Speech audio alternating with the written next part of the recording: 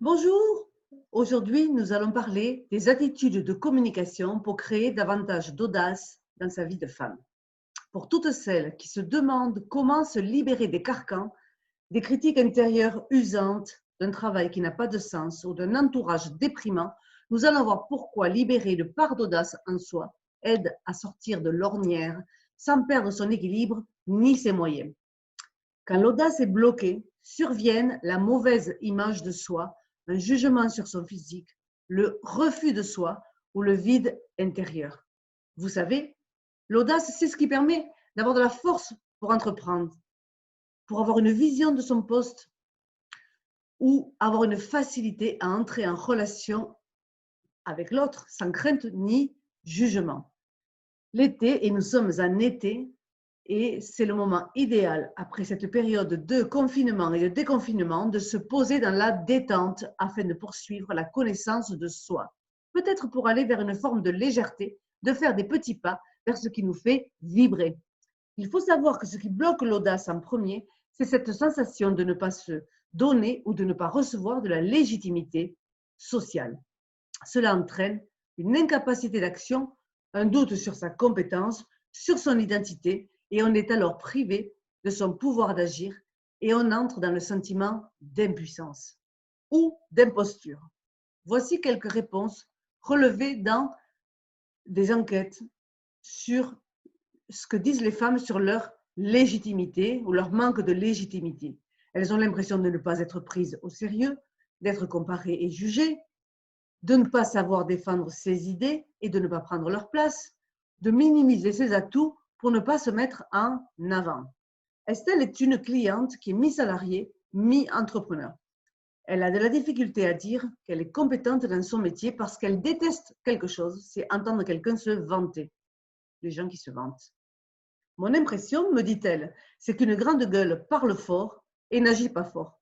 Les grandes gueules sont souvent des moteurs de déception et je ne veux pas être une grande gueule. Mais comment dire et parler de mes compétences sans être une grande gueule, me demande-t-elle. Et c'est une question qu'on me pose souvent. Quand on parle, on est traité soit de grande gueule, soit de faire la belle, soit d'autre chose. Estelle, elle, voudrait libérer une part d'audace en elle et exprimer ses compétences.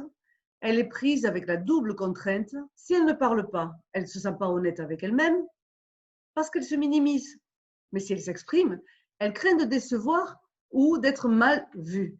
Elle n'est pas alignée dans les deux cas avec son être intérieur. Qu'est-ce qu'elle fait? Elle se tait par peur d'être jetée.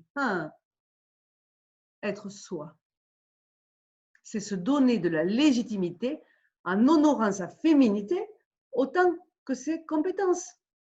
Estelle est prisonnière dans une forme de pensée qui la limite et qui lui cause des frustrations.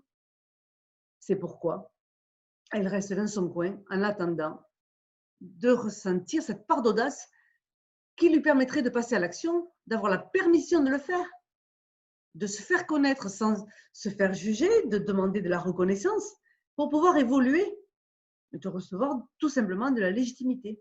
Seulement voilà, la peur qu'on dise qu'elle se vante si elle parle d'elle bloque son audace régulièrement et elle n'arrive pas à évoluer, elle est coincée.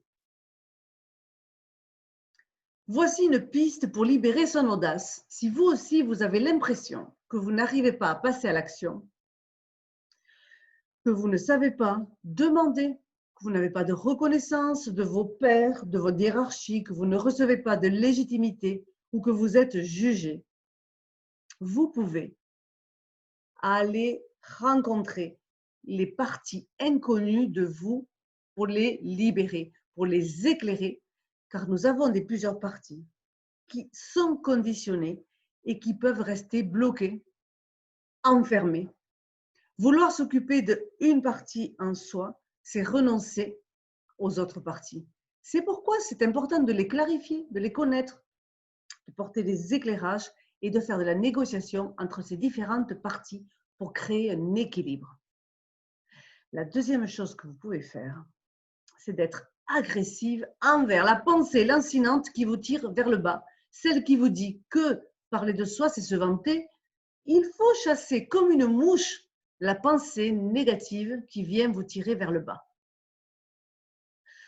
Le soi féminin doit être valorisé à l'intérieur de soi par la connaissance de soi, pour être valorisé à l'extérieur.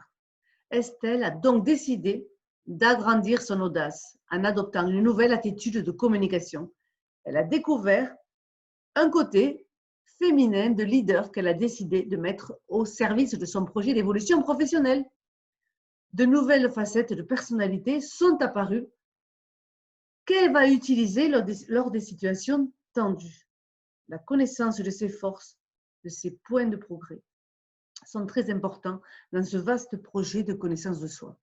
Communiquer avec sa façon d'être, avec sa posture, retrouver son alignement, se connaître suffisamment, avoir une bonne opinion de soi en connaissant les parties de soi pour donner à l'extérieur donc quelque chose qui est plus authentique, plus fluide, plus simple dans la relation avec les autres.